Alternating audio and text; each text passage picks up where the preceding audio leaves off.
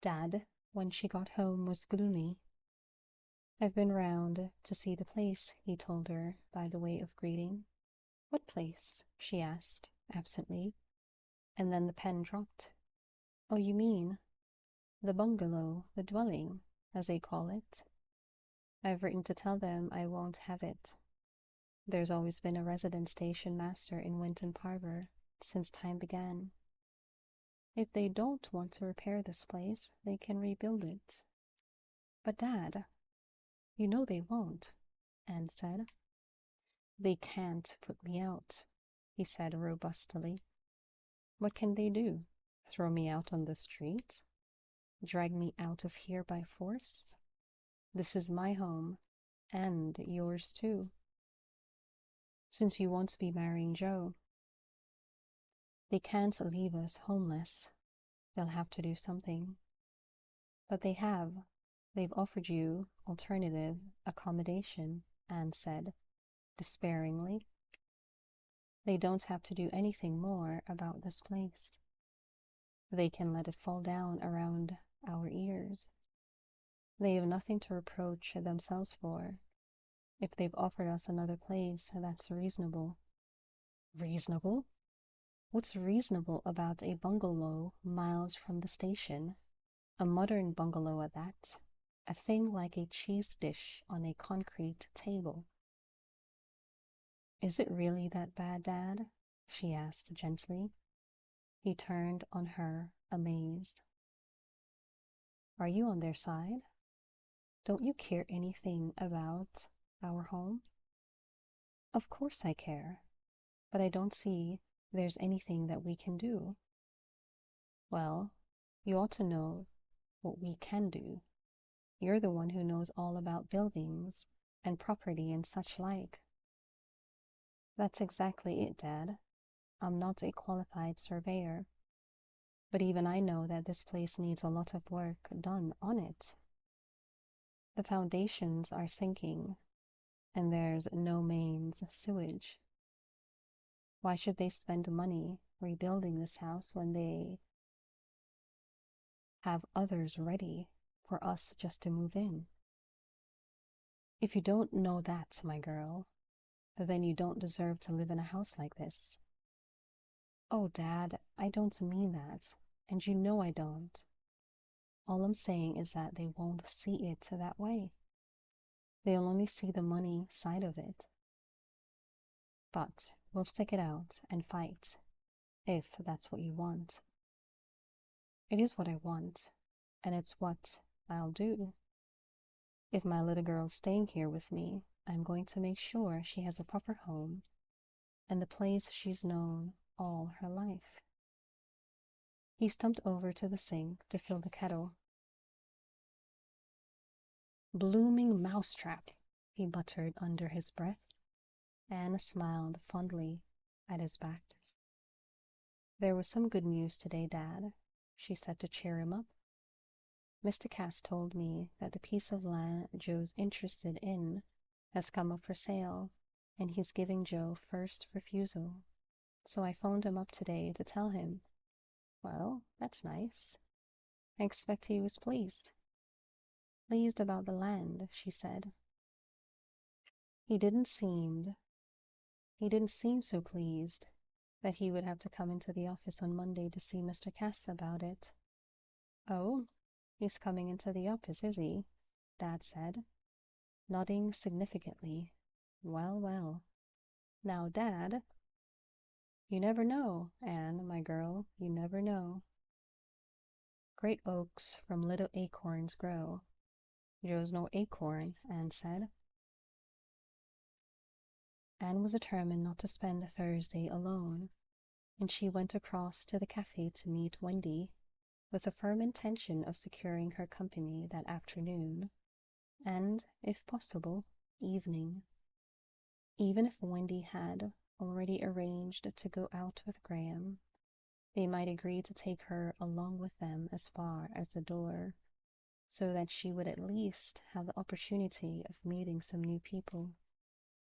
Not, she thought, that there were all that many new people flying around in a town the size of Winton. You couldn't count the holiday makers, of course, for they were here today and gone tomorrow, and her thoughts returned, inevitably, to the one stranger who was apparently staying put for the time being. Wendy, too, asked about him when they had settled down with their coffee. Have you seen anything of him? I wonder if he'll come in for coffee again.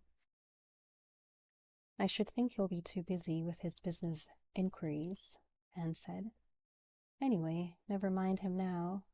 I want to ask you something. No, I can't lend you any money. Oh, hush. Can I meet you at the market this afternoon? Of course, if you like. I don't mind wandering around the old place. Joe working? Oh, Wendy, I told you Joe and I were finished. Don't you ever listen? Of course I do. I just don't take it in. Now you come to mention it. I do recall you saying something about it, but of course I took no notice. After all, you and Joe are like Victoria and Albert, practically a national institution. Is it really serious? I'm afraid so. Afraid? You mind then? Of course I mind, Anne said indignantly. I'm very fond of Joe. It wasn't my idea to break it off. I'd have been happy enough to go on seeing him as a friend. But Joe didn't want that. All or nothing, eh? Well, I suppose I can understand that. We passionate types are like that, but it would be hard to understand for a cold, efficient person like you, Anne, all brains and schedules. Anne stared at her friend in open-mouthed astonishment as she burbled on. You see, there are some people in this life who live on their emotions, warm, loving, exciting people, passionate and temperamental, who need excitement and danger, and live life to the hilt. Whereas people like you, no, no, Pax, you don't want to throw that at me and waste all that lovely cream. Anne put down the plate she had picked up, and Wendy pretended to wipe her brow. Thought I'd had it that time. Passionate and temperamental, you! Anne snorted derisively. It reminds me of a story, though, Wendy said, grinning impishly. Could almost be you and Joe. There was a girl, you see, a nice, warm-hearted girl, who went out with a farmhand, as it might be Joe. Go on, but be careful, Anne said. No, you like this, Wendy said. Well, this chap loved her all right, but he wasn't much of a talker, and when he did finally get round to saying something, it was pretty dull talk, about tractors and football, while all she wanted was for him to say how pretty she was and how much he loved her. Well, one afternoon they'd gone for a walk by the river, and they sat down under some trees, and it was all very romantic, but he didn't so much as put an arm around her, let alone whisper sweet nothings in her ear. At last the girl got tired of it and said to him, plaintively, "Oh, Jack, why don't you say something soft?" And he thought for a long minute and then said, "Roast puddin'." Anne had not long been back from lunch when the outer door opened and Mr. Conrad came in, pausing in front of her desk to give her a flourishing bow. "Madame, your servant," he said. "Pleased to have you know me," Anne replied grandly. She was not going to be outdone today. He smiled crookedly. What a blessing it is to have plenty of excuses to come in here, What's today's excuse? She asked, not rising to the bait. Something I forgot to say last time I came. I always make it a point to leave something unsaid, just in case I want to come back. How's life treating you? He asked, suddenly serious. You don't look as cheerful as you used to do. I'm sure I do, Anne said indignantly. I should never let my personal life interfere with my work. Great resolve, but that means that there's something wrong with your personal life. Mr. Conrad, you take liberties, she fenced. Michael, he said. Michael F. Conrad. I would be honored if you'd call me Michael. What's the F for? She asked, full of curiosity. Now at last she'd be able to satisfy Wendy's curiosity. I don't like my second name. I never tell anyone what it is. Anne laughed. You won't be able to keep it from me. It's one of the pieces of information we have to have from you, and I'm the keeper of all the files. So I shall know sooner or later. Cruel woman. You'll be party to all my dark secrets and hold them over me and bend me to your wicked will. Don't you ever stop fooling? She asked him, laughing. His face straightened. Sometimes. The F is for Frederick, and if you laugh at me, I shall never speak to you again. She was serious in her turn. I should never laugh at you, and I think Frederick is a beautiful name. Thank you. Do you like cars? Anne blinked at the sudden change of subject. Some cars, she said warily, thinking of Joe's scrap heap van. What kind of car do you like best? I don't really know much about them, but I remember once seeing a lovely sports car. A Triumph it was. I know that, but I'm not sure what it would be called. What color? What color? Oh, I think it was green, dark green. Why? No reason. He jumped up from the edge of the desk on which he was perched. I must be going. But don't you want to see Mr. Wetmore? Not a lot. He was at the door. Anne called after him, puzzled. But I thought you had business.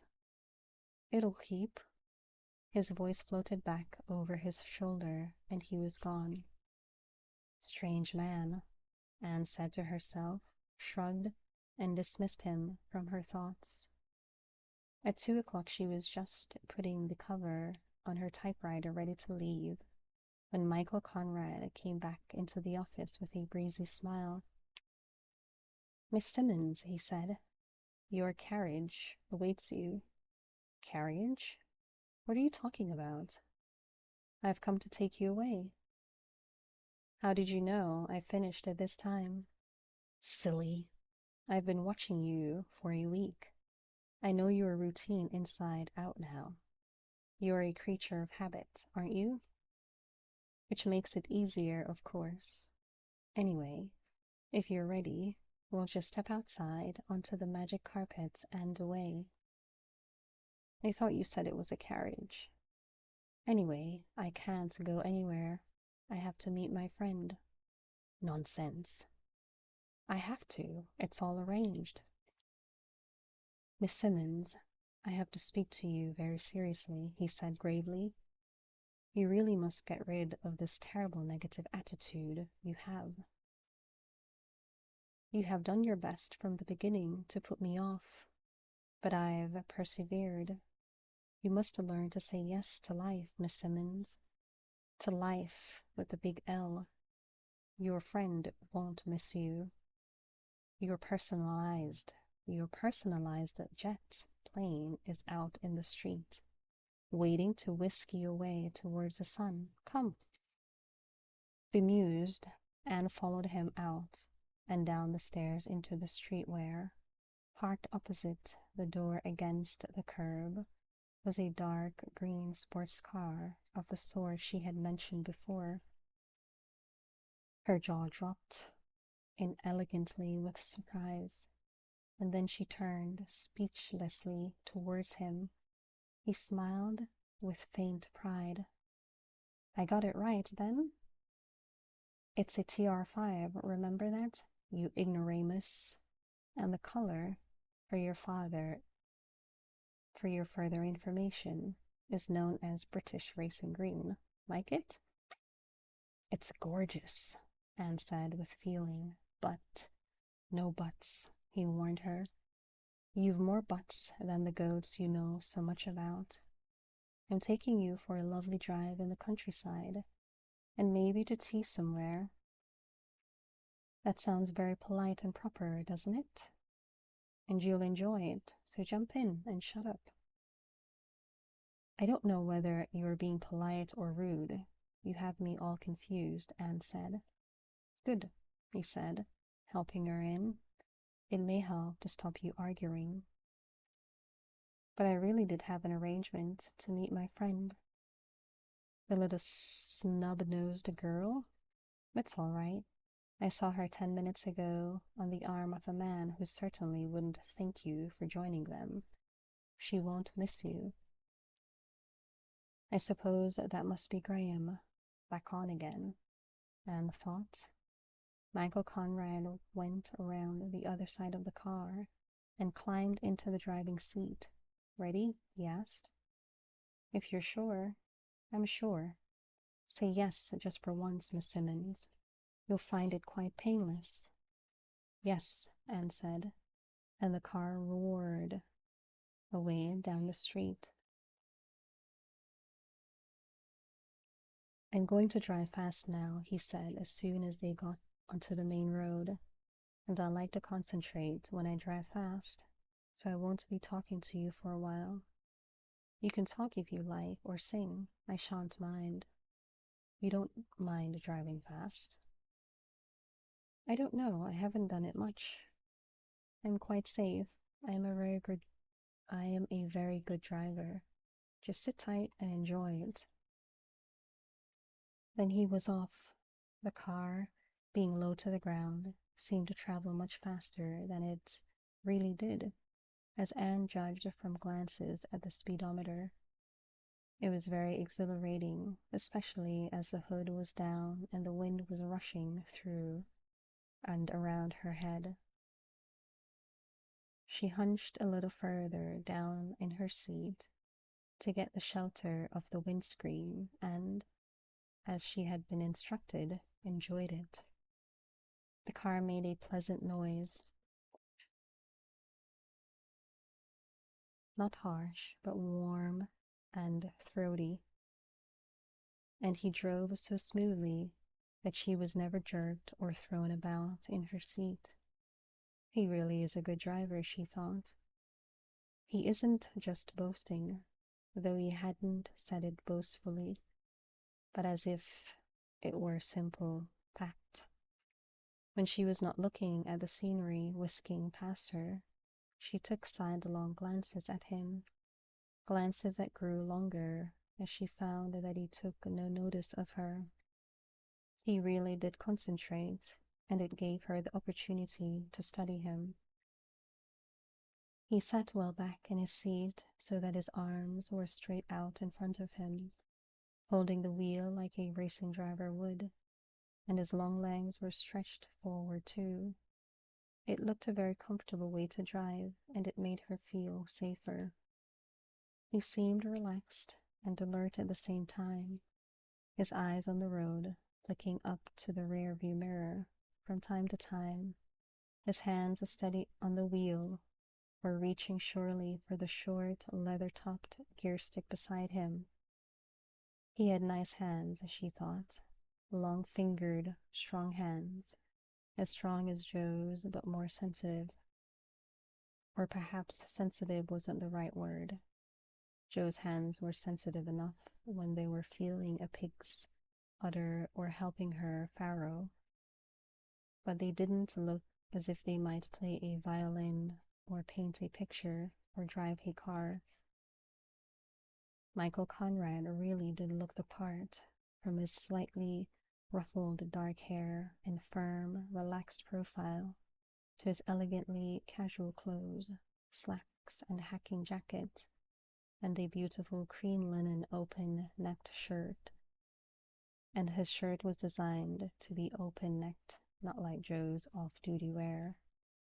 He really looked like the kind of person who would drive a, what did he call it?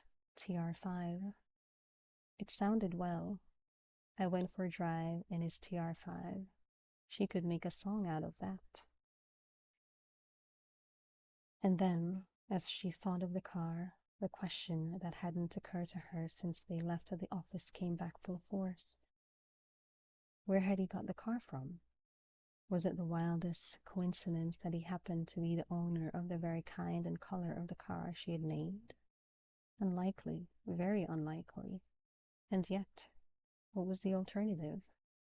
What was he that he could go out and at 3 hours' notice produce a car to order like that? Where did he get it from? It evidently wasn't a new car, but the inside of it was band box clean, as if it had just come from a car showroom. A horrible thought crossed her mind, that perhaps he had stolen it, and she shook the thought away as even more improbable than that he had already owned it. People like him didn't steal cars, and if they did, they didn't drive them as relaxedly as he drove this one. He must either have bought it or hired it. But the implications of that were as hard to swallow. Why had he done it? Simply to please or impress her? What kind of interest in her did that imply? She detached her gaze from the floor and looked again at his face, as if it would tell her something. From this side of his face, his nose looked straight, rather noble, in fact, and his lips in profile, lightly closed, were deep cut enough to balance out his chin. His eyes were steady and gray under dark brows, an interesting contrast, and his eyelashes were short and dark and spiky, rather like Joe's when he had been in water. Anne liked his profile. It gave her confidence. She liked his clean-cut jawline too, and the proud set of his head. He looked as though he would like his own way, and I know how to get it. Well, she knew that anyway. He had handled her masterfully enough. Say yes to life, Miss Simmons. She laughed at that, and he glanced quickly at her and at once slowed the car from 60 to 30 and turned off onto the next side road on the left. Are you happy? He asked, breaking their long silence.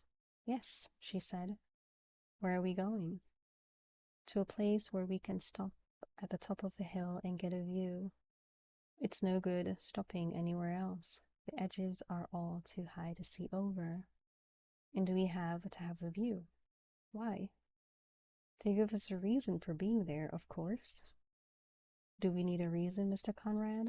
Anne asked. Now that's an improvement, that remark. But I asked you to call me Michael. But I can't call you Michael if you call me Miss Simmons. You never asked me to call you something else. I thought the omission was deliberate. You didn't, Anne said, and he smiled slightly. Thanks, he said, enigmatically. Anyway, if you need a formal invitation, would you please call me Anne? Delighted. The car was idling along at 35 now, and Michael had leisure to glance at her now and then. You had plenty of time to study me. What did you decide? Decide? Have you got me taped, set me down, all parts neatly labeled for filing later? Or were you just admiring my profile?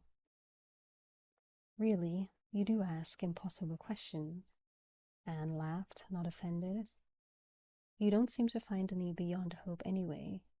You haven't screamed to be let out. Well, later I shall have my chance to study you at length, when we've found somewhere to park.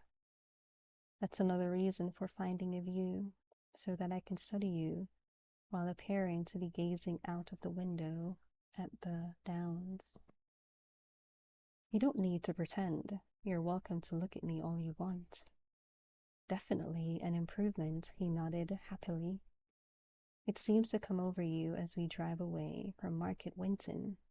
Shall I tell you what I think, Miss Anne, I should say? I think that you are playing a part in Market Winton, and playing it so well you are almost deceiving yourself. What part? How deceiving myself? You're not naturally a strict, efficient, habit-bound creature at all. It's all an act. You're wild and free, an adventurer, a creature of impulse who loves excitement and change. And because you have to keep that dull old job in the solicitor's office, you've locked that wild person away inside a cold, efficient person who says no and why to everything. But you're still there inside, like a fly in amber, only so far inside you've forgotten what you're really like. Now, how can you work all that out from the little you've seen of me? Anne asked, fascinated. Oh, he said airily, that's nothing. I can do things you've never even imagined before. I'm sure, she said dryly. In fact, I know nothing at all about you except your name. Not to worry. We've the whole afternoon in front of us, time enough to find out everything. Everything? In one afternoon? I don't see why not. After all, we don't want to drag it out, do we? We can find out the important things in that time. What do you consider the important things? Anne asked, thinking of what he was doing in Winton, where he came from, what he did for a living. Oh, what sort of music you like best? And what are your favorite wines? And do you prefer French food to Italian? That sort of thing. I never know if you're serious or joking, Anne complained. He smiled at her, turning his head so that she could see the smile's lopsidedness. That's part of the charm. It is, said Anne, but only to herself. He stopped the car at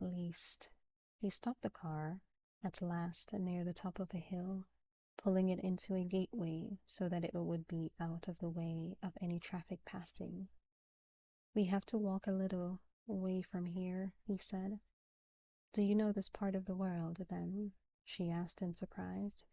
She had always imagined that he was a stranger to Dorset. No, I've never been here before. Then? My dear girl, we have to get to the top of that ride. We have to get to the top of that ridge in order to get the view we need. And it's obvious that the road goes downhill from here. So we climb over the gate and walk up there through that field to where those trees break the skyline, and we should find somewhere pleasant enough to sit and continue our mutual inquisition. Not over that field, she said, happy to have found something on which to correct him. Round it, perhaps. The farmer wouldn't thank you for trampling down his young wheat. But naturally, he said, smiling with his greatest charm. I meant round it. Under the trees they found a dry knoll, on which they could sit with their backs to the trunks and their feet stretched out into the sunshine. The view was magnificent, over a stretch of patchwork countryside that rolled down into a wide valley and up again to the ridge that separated the land from the sea. The cloudless sky took over there, pale blue at the horizon, deepening towards the zenith, rich with afternoon sunshine. Breathtaking, Michael said. after a while spent in silence contemplating the scene. No matter what, or no matter where I go in the world, it's always England I want to come back to. There's no more beautiful country in the world. And there's no more beautiful county than Dorset, Anne said loyally. He smiled at her, but said nothing.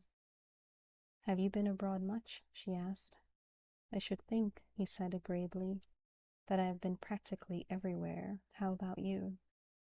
Only to Switzerland, on school journey, and on a day trip to France, she admitted, adding brazenly, on the hovercraft from Weymouth, actually. He didn't laugh at her. He nodded and said, Pity. You've missed a lot, but there's always time to rectify that. It isn't that I didn't want to, she said quickly, but my mother was ill for a long time, so we never really went away at all. You'd like to go abroad? I'd love to travel. It's one of my dreams, but I'm afraid it will probably have to remain a dream. Why? Well, I couldn't afford to travel wildly in style, and I'll be too scared to tramp the world alone. I know some people do it, but I haven't that kind of courage. Sleeping under hedges and hitchhiking across the desert. And that kind of thing? Michael asked, amused. That kind of thing, Anne agreed. Where have you visited? As I said, almost everywhere. Name one place, Anne demanded. The Mojave Desert, he said, apparently at random. I don't even know where that is, she admitted. I'm glad of that, he said, grinning. What an ignorant girl you are. I'm not an ignorant girl. I know about goats. And conveyances. Their eyes met. Which reminds me. I knew you'd get round to it, he said. What do you want to buy that place in High Street for? What kind of business are you setting up? That's two. You were allowed one more. One more what? Anne was puzzled. Question. I thought it would come to this. You're a terrible girl for asking questions. It's part of my charm, to quote someone. One more, he insisted. What do you do for a living? That's practically the same as the other two. You don't show much originality. You haven't answered them yet, she reminded him. You can expand as much as you like on the answers. It's a dull subject to be talking about while we're sitting here in this lovely sunshine, with this lovely view to look at. Answer! All right. I'm opening a garage. I'm going to buy old cars and sell them again at profit. I'm in the second-hand car business. Happy now? Anne was thinking, of course, that accounts for everything, he finished for her. The car, she corrected. I've racked my brains to work out how you got hold of that car at such short notice. He seemed amused. And you think you have the answer now? You know exactly how I did it? Well, not exactly how, but I'll tell you and put you out of your misery. I telephoned through to a contact of mine in Weymouth who deals in Triumph cars. He had this one in his showroom, and he got a lad to drive it up straight away. I must admit the color was a piece of pure luck, but otherwise it was quite straightforward. It's a lovely car, she said, and now I know how, but I still don't know why. Why I got it? Oh, I think you can work that one out for yourself, Michael said, smiling into her eyes. Anne felt her face grow warm, and he turned his head away to look at the view with a complacent smile. The silence extended itself in the drowsy afternoon, and they both sat quietly, happy just to enjoy the peace of their surroundings. The sunlight lay rich and golden like butter across the fields, throwing longer shadows from the edges and trees as the afternoon crept on.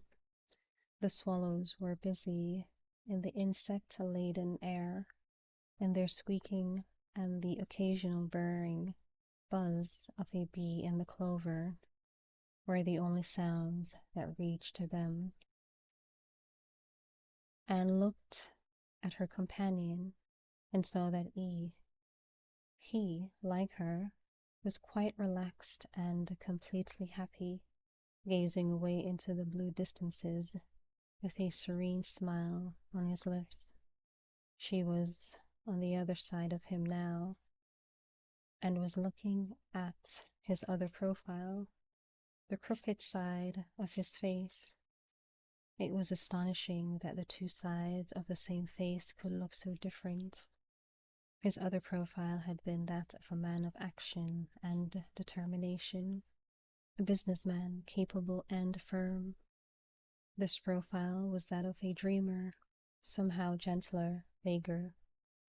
His crooked nose and lopsided, curly mouth were somehow less inaccessible, their imperfections more lovable than his other profile's elegance. The firm, determined man of action might sweep her off her feet, but the gentle dreamer would be the one who would keep her.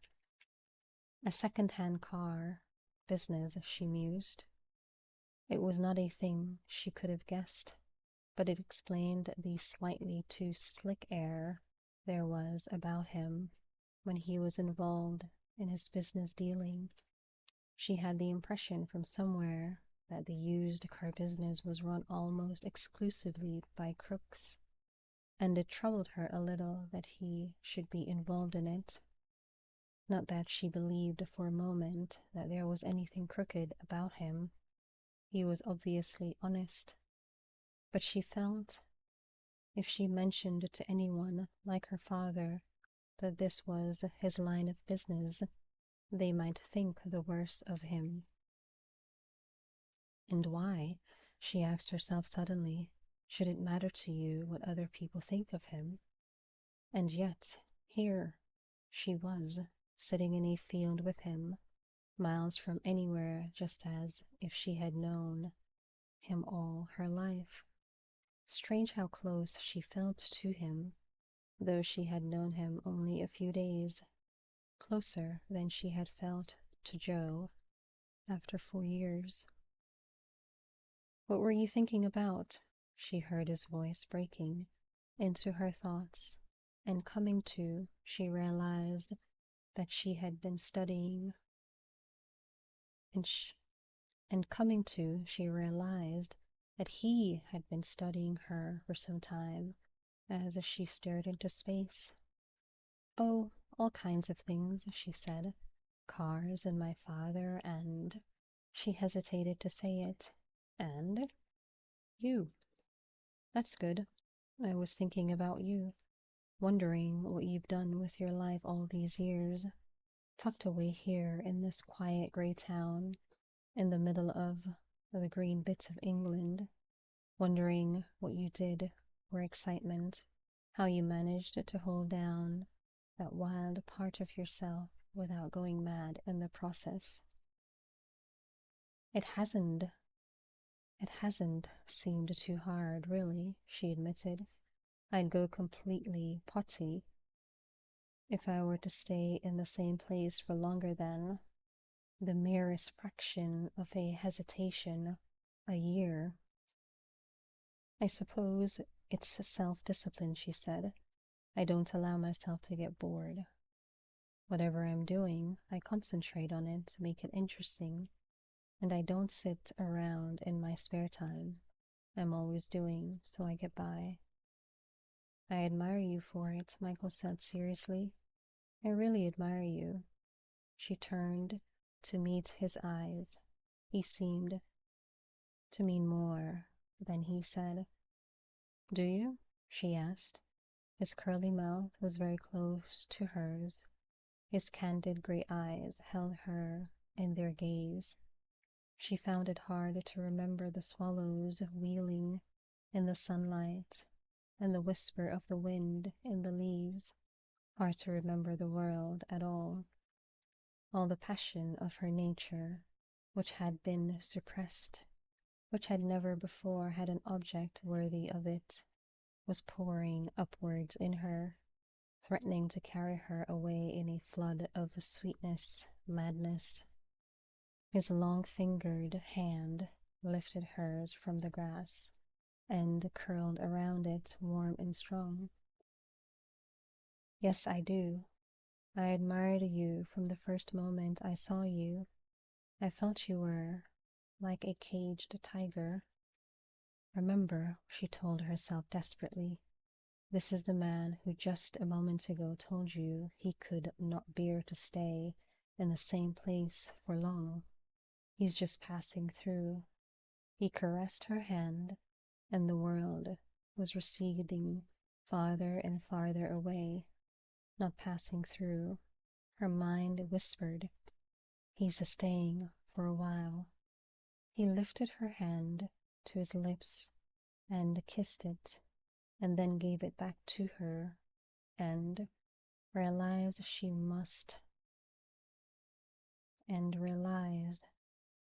felt she must fall from the dizziness of this new emotion. It must be getting late, she heard herself saying. Look how long the shadows are.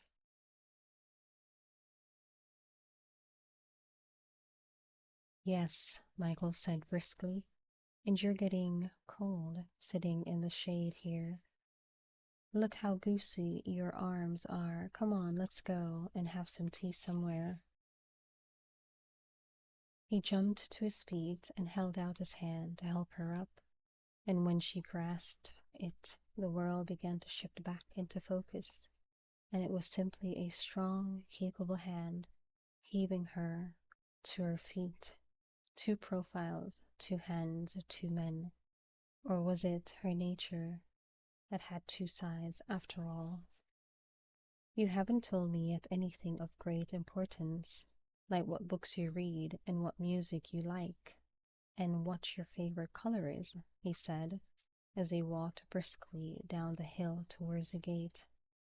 I should think you know the answer to that last, she said, light-spirited again. Oh yes, of course, British racing green. He laughed. Well, that's a start. We can find out one or two other things on the way to the tea shop. Where are we going? Have you decided? The Copper Kettle. Have you been there? No, never.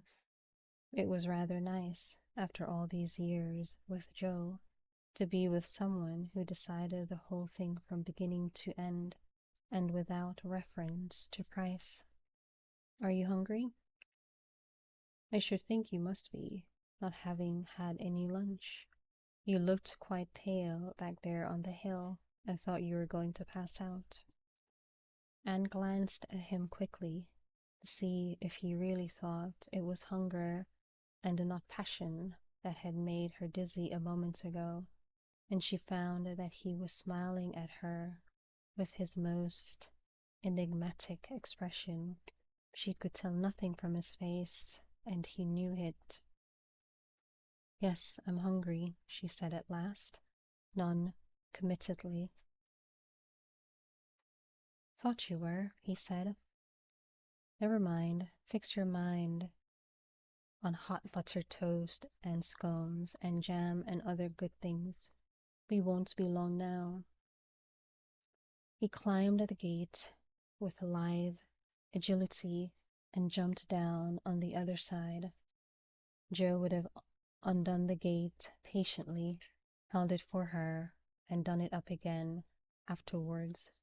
She climbed over, and when she got to the top, Michael turned back and held up his arms to her to help her back down. She opened her mouth to say, I can manage, thank you, and then shut it again. Why deny him the opportunity? His strong hands closed on her waist. She leaned down and put her arms around his neck, and he lifted her carefully down. For a long moment after her feet had touched the ground, he kept hold of her, looking down into her eyes and smiling, and then, almost as if he had said to himself, "It is not yet time," he released her gently and they walked towards the car.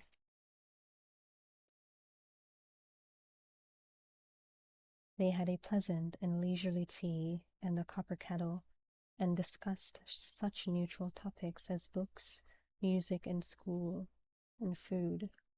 When Michael had called for the bill, he leaned towards her across the table and said, "What shall we do tonight?" "Tonight? I hadn't thought. You what? Now don't tell me you've made arrangements already." "Only with Wendy," she said guiltily. "I didn't want to spend tonight on my own, and she and her boyfriend usually go to a dance or something like that, so I arranged to go with them." "That's all right then," he said with feigned relief. "I thought for a moment you were going to tell me you'd already got a date." "I haven't yet said I'd go anywhere with you, though," she said. He raised one eyebrow coolly. "You haven't any choice. You don't seem to realize, my dear Miss Simmons, that you put yourself comfortably and completely in my power.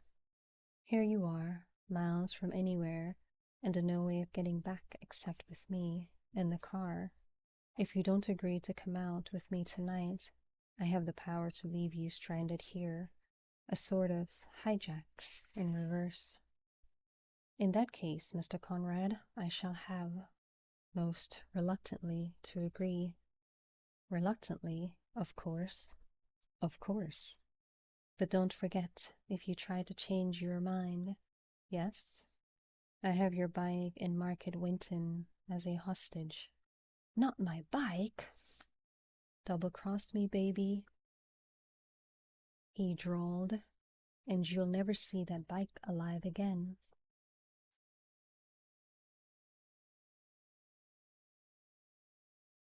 "And who," asked Dad in his most old-fashioned voice, "is Michael Conrad when he's at home?" Anne paused in the middle of brushing her hair to look at her father in the mirror with an expression of exasperation. Michael had driven her home and had promised to pick her up later in the evening and take her for a drink. Dad had been pleased that she was going out until he asked her with whom. "Now, Dad, don't look like that. He's a client of Mr. Whitlaw's. He's buying property in the High Street, and he's perfectly respectable." "I don't know him," Dad said stubbornly. "Where's he live? What's he do? I've never heard of him." "Well, you wouldn't have. He's new to town. He's staying at the Black Bear, and he's going to start up a business here." "What sort of business?" "A garage," Anne said, adding reluctantly, "and second-hand cars." "Ah," Dad said with a world of significance. "That's it, then?" "Well, Anne, my lass, I'd have thought you'd know better than to mix yourself up with someone in that line of trade." "I told you, Dad, he's one of Mr. Whitlaw's clients." "Client or no client, used cars is full of crooks. Plenty of money, I'll bet." "He doesn't seem to be short," Anne began. "See what I mean?" "Where's he got all that money from?" "You seem to think that no honest man could possibly have more than 10 bob in his pocket," Anne said crossly. "That's as maybe," Dad said, one of his unanswerable phrases with which he bogged down arguments. "But I'm telling you, there's more crooks in used cars." "You make it sound like some kind of packaging," Anne said. Dad frowned at her. "Don't get smart with me, miss. I'm telling you for your own good." "What do you know about him?" "Nothing." You don't even know that his name. I, well, you're right, of course, Anne said, realizing that it was no good losing her temper with her father. I only know what he tells me and what I observe for myself, but he's all right. He isn't anything out of the ordinary, and I'm only going out for an evening with him. I'm not going to marry him, you know. There's many a girl has said that and found out later when it's too late. Do you think he's going to white slave me? Honestly, Dad. She began to smile, her sense of humor reasserting itself. You've got this terrible attitude to strangers. Everyone's a stranger somewhere. If you went to London, you'd be a stranger, but it wouldn't change the fact that you're a kind, honest, thoroughly straight man, now would it? You could always wheedle, Dad said gloomily, allowing Anne's arms to creep around his neck. Well, I'll let you go out this once against my better nature, but tomorrow I'm finding out about this Michael Conrad, and if he isn't all he seems to be, you'll be after him with a shotgun. All right, Dad, I understand, but now I must get ready. I don't want to keep him waiting. You keep any man waiting as long as you want, Dad said as he went out, if he doesn't think you're worth waiting for.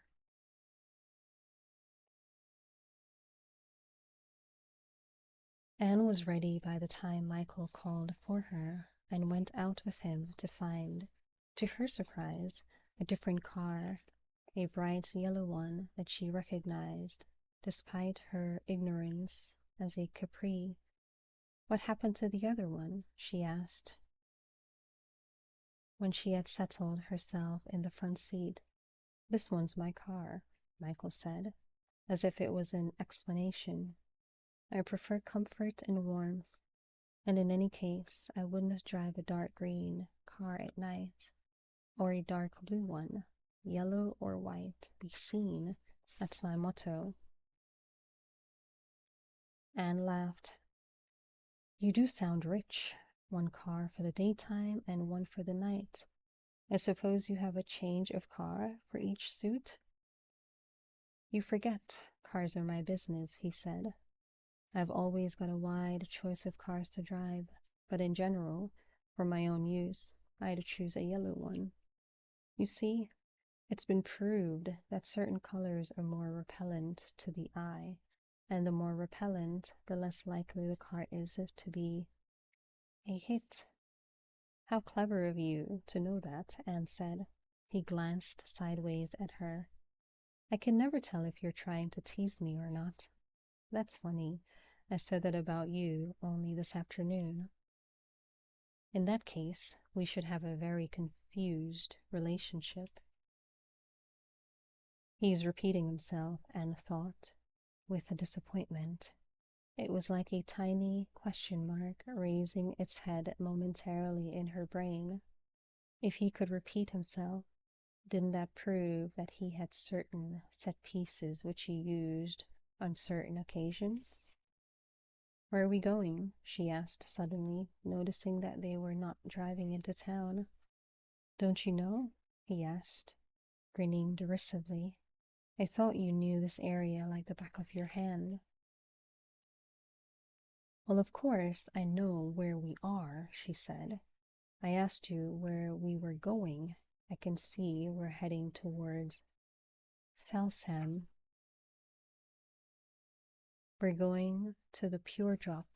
Why? Anne asked simply. Because I've passed it twice in the car, and I thought it was such a beautiful name. I'd have to go there, even if it's only for one quick one. If it's no good, we can always drive on somewhere else. What it is to be motorized, Anne marveled. The Pure Drop looked like an ordinary small village pub from the outside. But once inside, it was evident that it had recently been taken over. The new owners had converted it and opened up a large room out at the back of the building that had once been a storeroom. Anne and Michael eased their way in, for it was crowded, and stared around them. There seemed to be an unusual mixture of people, some farm laborers and local villagers, some well-dressed people from farther out, and some young holiday makers. The latter were making a particularly noisy group round a Bart's pool table. There was also a darts game going on the other side of the room, and someone in another group in a secluded corner had a guitar. Not exactly a typical Dorset village pub, Michael remarked, but it doesn't look too bad. Shall we stay for one? Oh, yes, if you don't mind it. I quite like the atmosphere, Anne said. All right, then. What will you have? Michael left Anne to thread his way through to the bar, having pointed out to her a couple of seats at a table over by the pool table. Anne had never seen the game played before, though she had played snooker, it being a very popular game at the British Legion, where she had often gone with Joe. Anne took the seat with the best view of the table, and as Michael was quite a long time getting the drinks, she had ample opportunity to watch the play and pick up the rudiments of the game. It was an electrically controlled table, which released the balls for a new game when a tenpenny piece was put in the slot. As was customary in pubs, those people who wanted a game had put their coins on the edge of the table, and each came up to claim his turn when his coin was nearest the slot. Anne watched the last stages of the game that was in progress, and then her view of the table was blocked by some people coming to stand and watch. The cues were laid up, signifying the end of the game, and a new foursome claimed their return. Anne could only see play intermittently through the bodies that blocked her view, but after a few minutes someone shifted slightly, and through the gap she saw that the player lining up his shot was Joe Alderthay. Anne's first instinctive reaction, born of 4 years' habit, was to call his name, to greet him. Then she remembered who she was with, and thought better of it. She stared at him all the same, protected from his casual glance by the fence of bodies between them. This was the man she might have married. He was stooped over the table in the correct position for a snooker player, siding along his arm, the cue running along the slight cleft in his chin. He was wearing his casual, clean white shirt with the neck open, his skin showing brown against the whiteness. The sleeves were rolled up, and his powerful forearms glittered with a sheen of blonde hairs bleached almost white against the darker tan of his arms. His face was stern with concentration, his level blue eyes narrowed, his lips slightly parted over his white teeth. Anne looked from that remembered face to his blunt, capable hands, and shivered a little. There was immense power in him, in this great golden man, power coiled down in his body, poised for the shot. The cue ran forward like a ramrod. There was a double click of ivory, and then a general murmur of approval from the onlookers as the ball cannoned down the table, curled like a live thing round the back of the black ball, and neatly potted the purple. It was a terrific shot, Anne smiled to herself. There was something very attractive about a man doing something well, even when it was as trivial a thing as barpool. Sorry I was so long, a voice broke into her thoughts. Anne withdrew her eyes guiltily and smilingly accepted the drink that Michael was holding out to her. There was such a crowd up at the bar. It must be a payday or something. I'm sure it can't be packed like this every night. Market day, Anne said, remembering the fact herself. Only then. She kept her eyes on Michael's face, for she did not want him to glance across at the table and see Joe there. A lot of these chaps will have come up for the market, and they often combine it with their weekly night out. Of course, I forgot, Michael said. You'd know all about the farm workers' schedule, wouldn't you? You were being taken out by a farm laborer.